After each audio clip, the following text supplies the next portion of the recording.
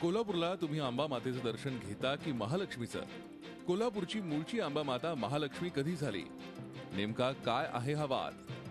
अनेक भाविकांचं कुलदैवत आणि श्रद्धास्थान असलेली ही करवीर निवासिनी श्री महालक्ष्मी अर्थात मूळची अंबा माता महाराष्ट्रातल्या 3.5 शक्तिपीठांपैकीच एक.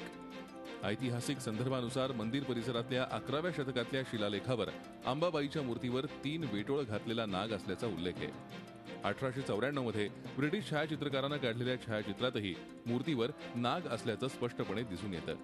याआधी 1955 मध्ये मूर्तीवर वज्रलेप करण्यात आला, तेव्हा सुद्धा नाग घडवण्यात आला होता. मग पुरातत्व खात्यानं अलीकडेच मूर्तीवर रासायनिक प्रक्रिया करताना नाग का मढवला नाही यावरून नव्या वादाला तोंड फुटलंय. रासायनिक संवर्धन पूर्ण झालं, त्यामध्ये गंभीर बाब अशी झाली की महालक्ष्मीच्या मस्तकावरचा नागच गायब करण्यात आला.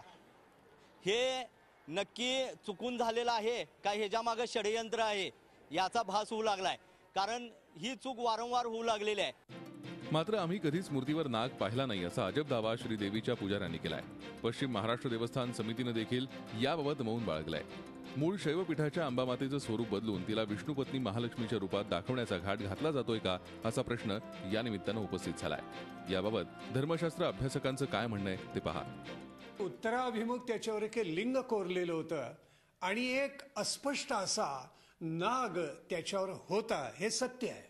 आता त्या नागाची प्रतिमा होती त्या मूळ मूर्तीवर, ती थोडीशी अस्पष्ट झालेली होती, पण नागाचा महानागाचा खालचा देह हा मात्र अगदी दिसत असे, हेही तितकंच सत्य आहे.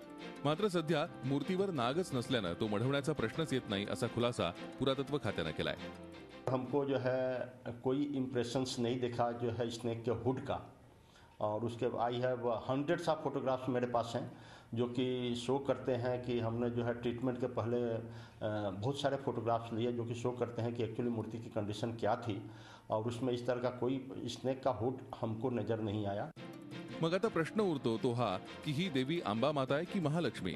जर ही अंबा माता आहे तर 1981 मध्ये तिरुपती देवस्थानकडून विष्णुपत्नी म्हणून तिच्यासाठी साडी आणण्याची प्रथा का सुरू झाली? आणि जर ती महालक्ष्मी आहे तर तिच्या शिरावर नाग नाही म्हणून आक्षेप घेण्याचं कारण काय?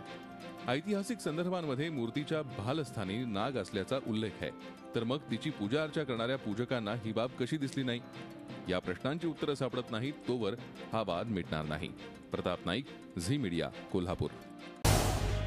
झी 24 तास रहा एक पाऊल पुढे.